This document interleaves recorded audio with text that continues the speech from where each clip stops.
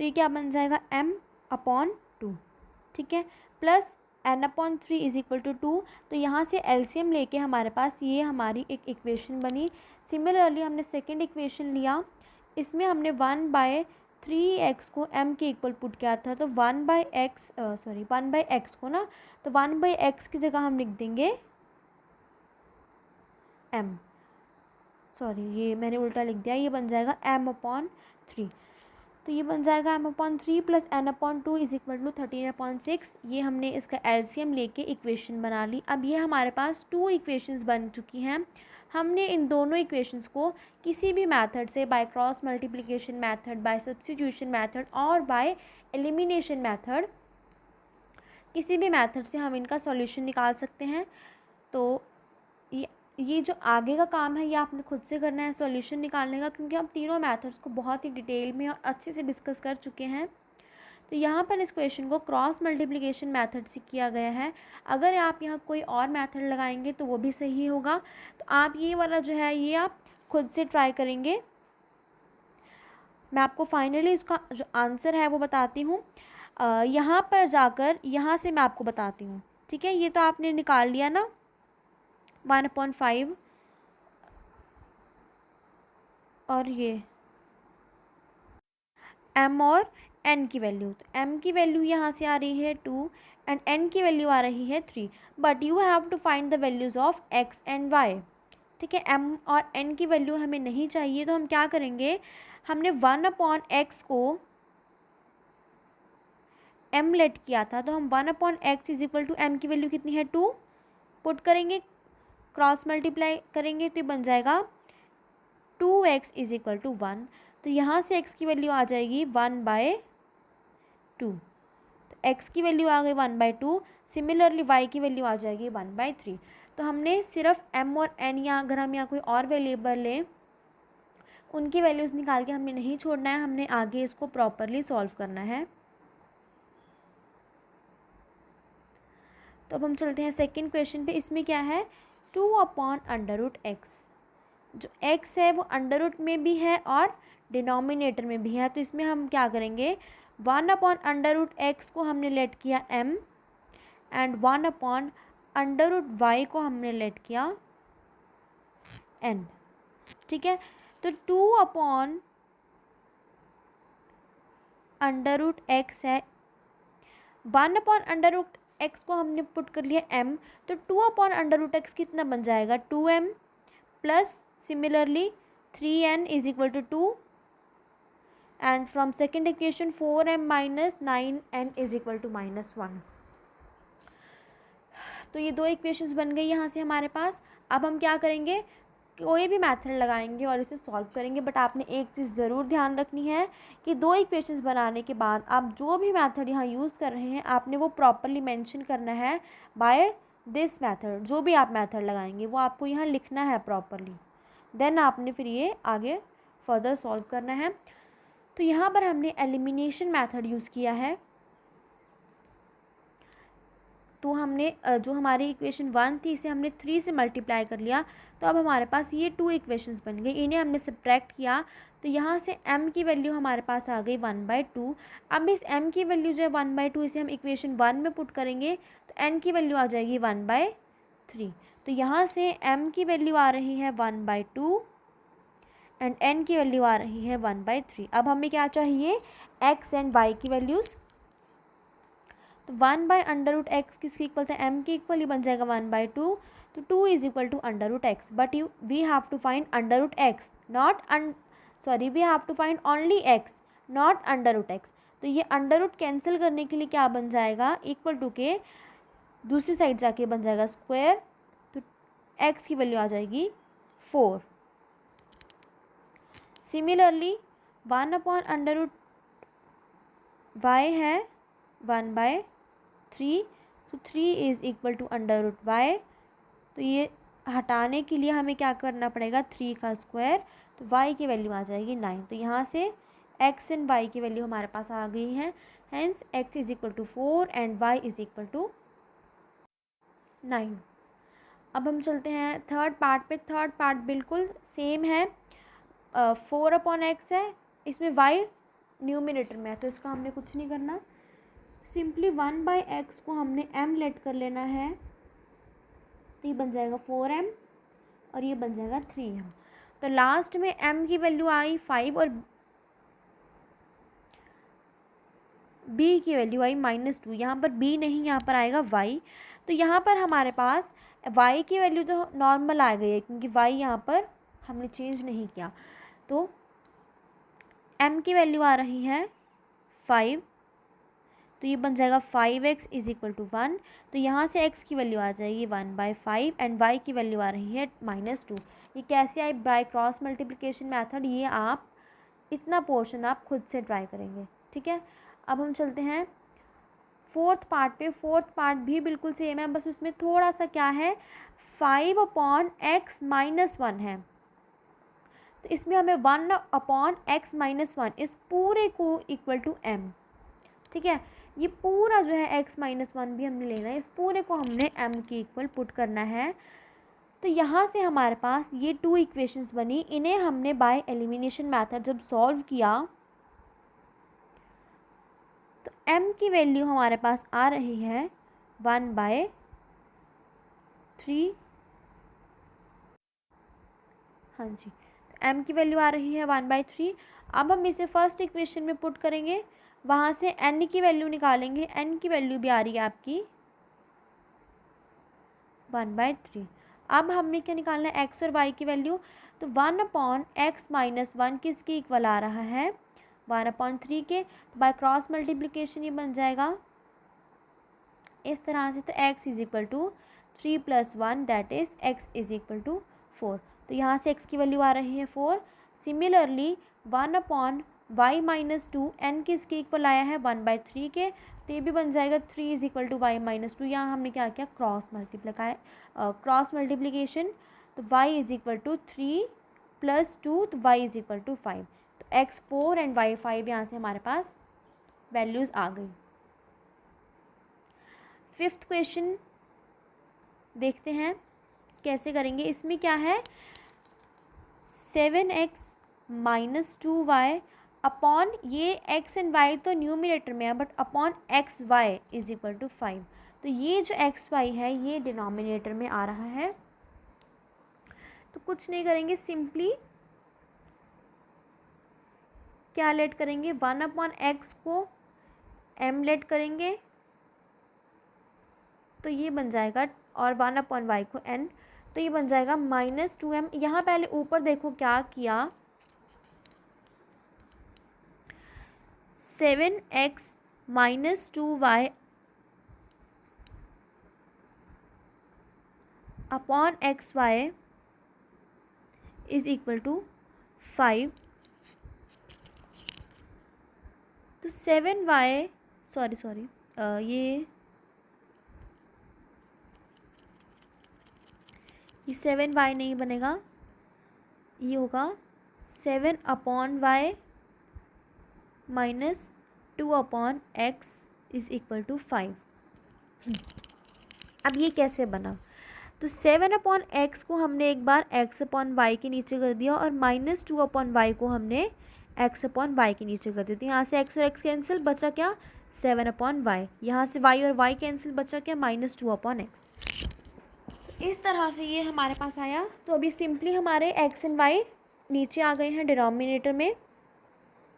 तो 1/x को हमने m लेट कर लिया एंड 1/y को n लेट कर लिया। तो ये 2 इक्वेशंस हमारे पास फॉर्म होती हैं।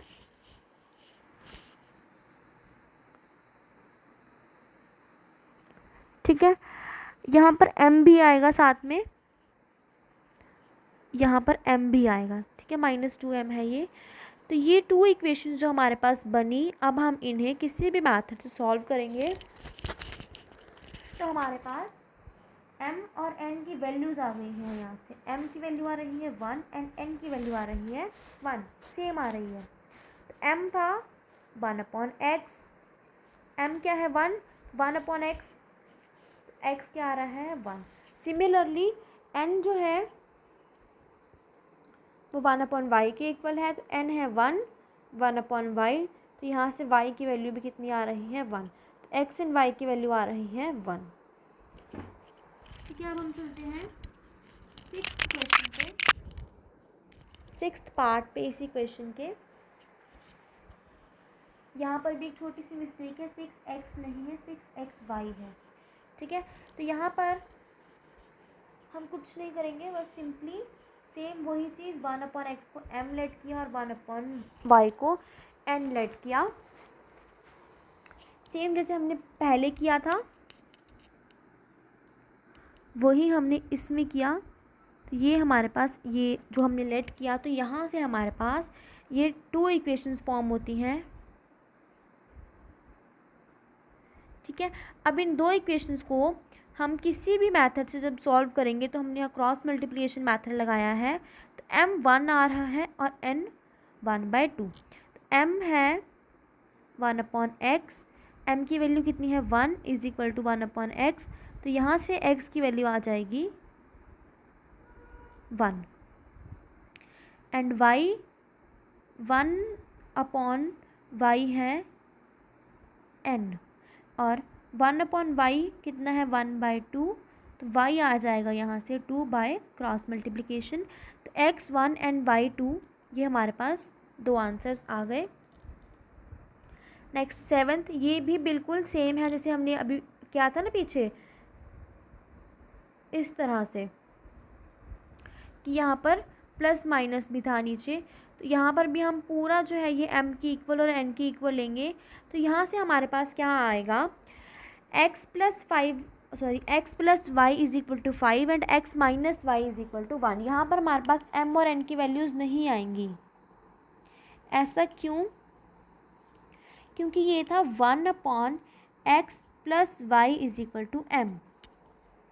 ठीक है, तो m और n की वैल्यूज तो हमारे पास आई यहाँ से, बट वो किसकी इक्वल है 1/x प्लस वाई। ऐसे नहीं कि 1/x m के इक्वल है और 1/y n के इक्वल, पूरा 1/x प्लस वाई m की इक्वल है और 1/x माइनस वाई n की इक्वल है। तो x प्लस वाई 5 आएगा और x माइनस वाई 1 आएगा। पहले क्या होता था, जब हम m और n की वैल्यूज़ आती थी तो वहाँ से हम डायरेक्टली x और y की वैल्यूज़ निकाल लेते थे, बट यहाँ पर फिर से हमारे पास ये 2 इक्वेशंस बनी, इन्हें हमें सॉल्व करना पड़ेगा, देन हमारे पास x एंड y की वैल्यूज़ आएंगी। तो यहाँ से हमारे पास x की वैल्यू 3 एंड y की वैल्यू 2 आ जाएगी। जब हमने क्या किया, इन दोनों इक्वेशंस को हमने सिंपली ऐड कर दिया, x plus y is equal to 5 and x minus y is equal to 1। तो y से y कैंसिल, x की वैल्यू आ गई यहाँ से 2x की वैल्यू आ गई 6, तो x की वैल्यू आ जाएगी 3 and by putting this equation value of x is equal to 3 in equation 3 we will get the value of y that is equal to 2। Hence x is equal to 3 and y is equal to 2। हमारे पास 2 values आ गई। Next है 8th part, ये बिल्कुल 7th part जैसा है, तो ये आप पूरा खुद से ट्राई करेंगे। यहाँ पर पूरा सॉल्यूशन मेंशन है, अगर आपको कोई भी डाउट हो तो आप यहाँ से पूछ सकते हैं, देख सकते हैं, नहीं तो कमेंट बॉक्स में भी पूछ सकते हैं। तो ये पूरा क्वेश्चन आप खुद से ट्राई करेंगे एक बार। ठीक है, ये 7th पार्ट जैसा बिल्कुल सेम है। तो x की वैल्यू यहाँ से 1 और y की वैल्यू भी 1 आ जाएगी, जब आप खुद से देखेंगे तो आपको पता चलेगा। तो अब हम चलते हैं सेकेंड क्वेश्चन पे। सेकेंड क्वेश्चन है स्टेटमेंट वाले क्वेश्चंस, यानी कि इसमें हमें पहले इक्वेशन भी खुद से बनानी पड़ेगी। तो फर्स्ट पार्ट है, Ritu can row down stream 20 kilometre in 2 hours and upstream 4 kilometer in 2 hours. Find her speed of rowing in still water and speed of the current. तो इसमें हमें क्या गिवन है कि रीतू जो है एक वाटर की स्ट्रीम है, तो जब वो डाउन स्ट्रीम जाती है तो वो 2 घंटे में 20 किलोमीटर कवर करती है, और जब वो अप स्ट्रीम आती है तब वो 2 घंटे में सिर्फ 4 किलोमीटर कवर करती है। तो हमने उसकी स्पीड निकालनी है फ्लोइंग वाटर स्टिल वाटर में, एंड करंट की स्पीड निकालनी है। इसमें सबसे पहले अप स्ट्रीम और डाउन स्ट्रीम क्या है, जिससे मान लो जो ये फ्लो ऑफ वाटर है ये इस तरह से है। ठीक है, तो जब वो नीचे आती है तो उसे 20 किलोमीटर लगते हैं 2 आवर्स में, और जब वो ऊपर जाती है तो उसे लगते हैं 4 किलोमीटर वो कवर करती है 2 आवर्स में। ठीक है, ऊपर जाने में ज़्यादा फोर्स लगेगी तो वो 2 घंटे में सिर्फ कुछ ही किलोमीटर कवर कर पाती है, और नीचे जाने में कम फोर्स लगेगी तो वो 2 आवर्स में काफ़ी ज़्यादा डिस्टेंस कवर कर रही है। तो हमने इसकी स्पीड जो है वो स्टिल वाटर में निकाल ली है, यानी कि इस तरह से। ठीक है, तो सबसे पहले हम लेट करेंगे कि उसकी स्पीड स्टिल वाटर में कितनी होगी, x किलोमीटर पर आवर, और स्पीड ऑफ स्ट्रीम कितनी होगी, y किलोमीटर पर आवर। ठीक है, नाउ ड्यूरिंग डाउन स्ट्रीम, जब हम डाउन स्ट्रीम की बात करते हैं तो स्पीड ऑफ स्ट्रीम और उसकी स्पीड स्टिल वाटर में उस पर्सन की दोनों को हम ऐड करते हैं और अप स्ट्रीम में हम माइनस करते हैं। तो डाउन स्ट्रीम में हो जाएगा x plus y kilometre per hour, और अप स्ट्रीम में हो जाएगा x minus y kilometre per hour. तो अब इक्वेशन के हिसाब से हमारे पास ये 2 इक्वेशंस बन जाएंगी, 2x plus y is equal to 20, तो ये बन जाएगा 2x plus 2y is equal to 20। इस पूरे इक्वेशन में जब हम 2 से डिवाइड कर देंगे इसे छोटा करने के लिए, तो x plus y is equal to 10 आ जाएगा। ठीक है, और नेक्स्ट है जब वो अप स्ट्रीम डाउन स्ट्रीम वाला हो गया।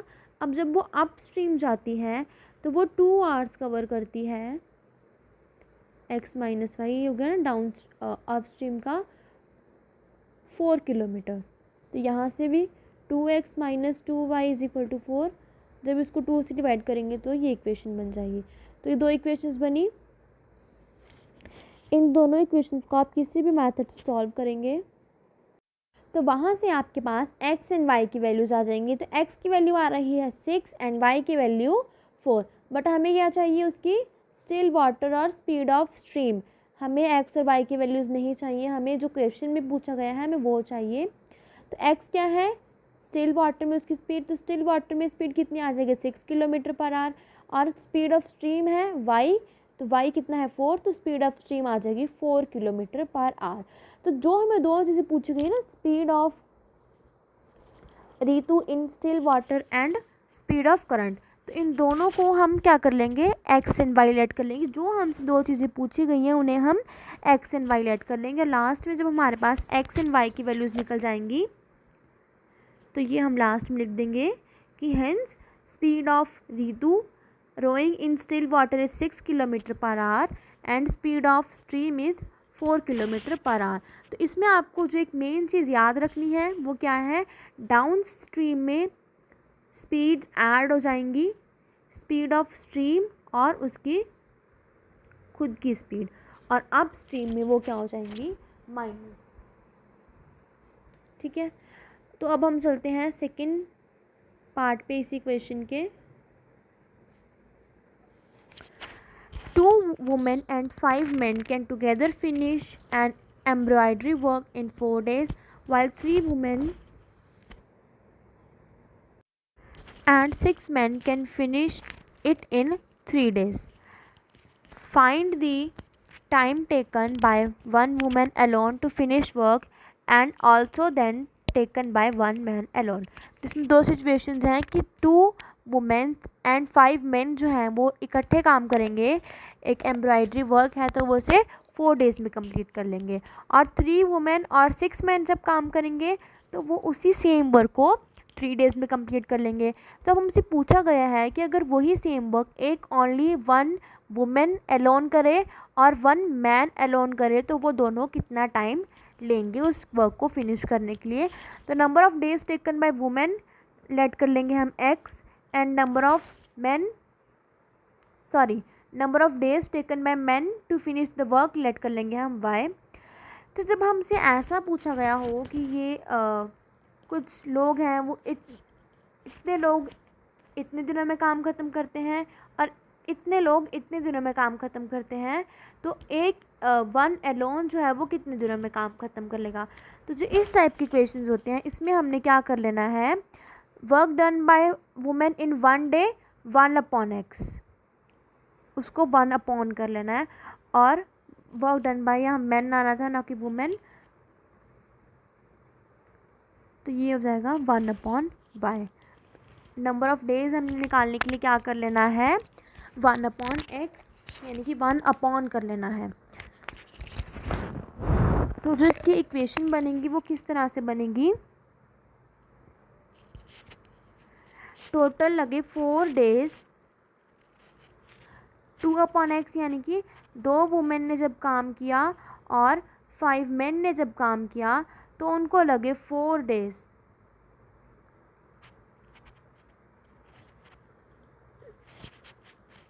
तो ये इस तरह से इक्वेशन बन जाएगी। और सेकंड है, जब 3 main plus 3 women plus 6 man ने जब काम किया तो अपॉन वाई कर लेंगे ना, यहाँ पर हमने लेट किया था work done by women in 1 day.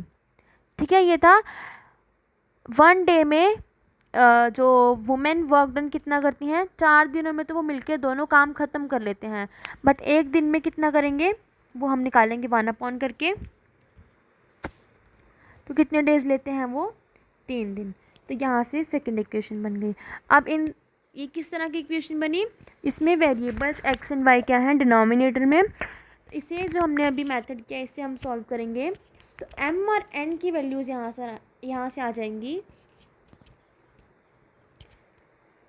1/18 and 1/36 respectively, यानी कि m की वैल्यू आ जाएगी 1/18 एंड n की वैल्यू आ जाएगी 1/36। तो यहाँ से हम x एंड y की वैल्यूज़ निकालेंगे। तो x की वैल्यू आ रही है 18 एंड y की वैल्यू आ रही है 36। तो हमने इक्वेशन अभी कंप्लीट नहीं हुआ, अभी हमने क्या लिखना है लास्ट में, number of days taken by women to finish the work is 18 and by man is 36। हमने मैन को क्या लिया था y 36 और वुमेन को हमने लिया था x, तो वो हो जाएगा 18। अब हम चलते हैं थर्ड पार्ट पे।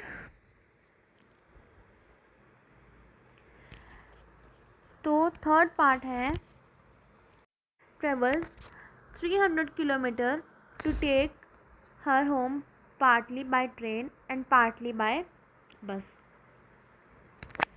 Partially by train and partially by bus. She takes 4 hours if she travels 60 km by train and remaining by bus. If she travels 100 km by train and remaining by bus, she take 10 minutes longer. Find the speed of train and bus separately. एक person है, उसे 300 kilometre का distance cover करना है। कुछ distance उसको by train cover करना है और कुछ डिस्टेंस उसको बाय बस कवर करना है। तो अगर वो 60 किलोमीटर बाय ट्रेन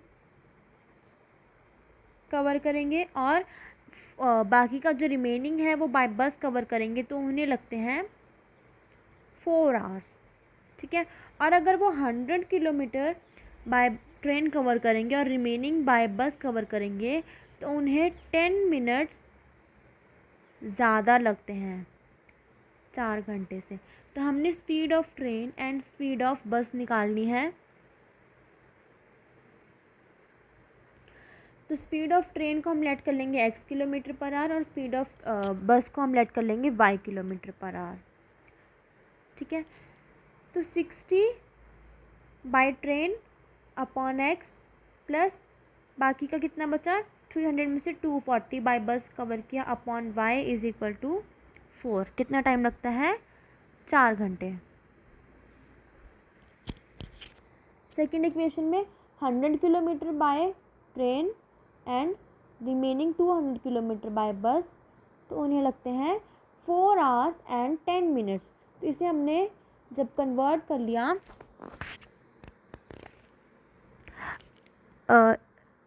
आवर्स और मिनट्स 2 यूनिट से अलग अलग, तो हमने इसे 1 यूनिट में कन्वर्ट कर लिया, तो ये बन जाएगा 25/6। तो ये 2 इक्वेशंस हमारे पास बन गई। इन्हीं जो अभी हमने मेथड किया रिड्यूसेबल वाला, वहाँ से हमने 1/x is equal to m और 1/y is equal to n के इक्वल पुट करके वैल्यूज़ निकालेंगे m और n की। तो यहाँ से n की वैल्यू 1/80, n की वैल्यू आ रही है 1/80 वो किस तरह से आ रही है ये मैं आपको नहीं बता रही, क्योंकि ये हमने बहुत क्वेश्चंस कर लिए हैं पहले, तो ये आप खुद से देखते चलेंगे, ठीक है। तो यहाँ से x की वैल्यू आ जाएगी 60, ठीक है, 1/x है 1/60 के इक्वल, तो x आ जाएगा 60। सिमिलरली 1/y है 1/80 के इक्वल, तो y आ जाएगा 80। तो मैं आपको फिर से बोल रही हूँ कि जो स्टेटमेंट वाले इस तरह के क्वेश्चंस होते हैं उसमें हमने x और y की वैल्यूज़ नहीं निकालनी होती। मेरे कहने का मतलब है कि वो वैल्यूज़ हमें निकालनी होती हैं, बट साथ ही जो हमसे पूछा गया है वो भी हमें मेंशन करना होता है, नहीं तो हमारा मार्क्स कट हो सकते हैं। तो स्पीड ऑफ ट्रेन है x हमने लिया था, तो x की वैल्यू आ रही है 60, तो स्पीड ऑफ ट्रेन हो जाएगा 60 kilometre per hour. And speed of बस है, हमने लेट किया था y, तो y आ रहा है 80, तो स्पीड ऑफ बस आ जाएगी 80 किलोमीटर पर आवर। तो वैसे कितनी स्ट्रेंज बात है कि जो स्पीड ऑफ ट्रेन है वो स्पीड ऑफ बस से कम आ रही है, बट हमें क्वेश्चन में इसी तरह से गिवन था, ठीक है। तो यहाँ पर हमारी 3.6 एक्सरसाइज ख़त्म होती है और साथ ही ये चैप्टर भी। तो नेक्स्ट वीडियो में हम नेक्स्ट चैप्टर से स्टार्ट करेंगे। तो आज के लिए इतना ही, मिलते हैं नेक्स्ट वीडियो में। तो अगर आपको वीडियो अच्छा लगा हो तो इसे आप लाइक, शेयर एंड सब्सक्राइब ज़रूर करें और कमेंट भी करें। तो थैंक यू।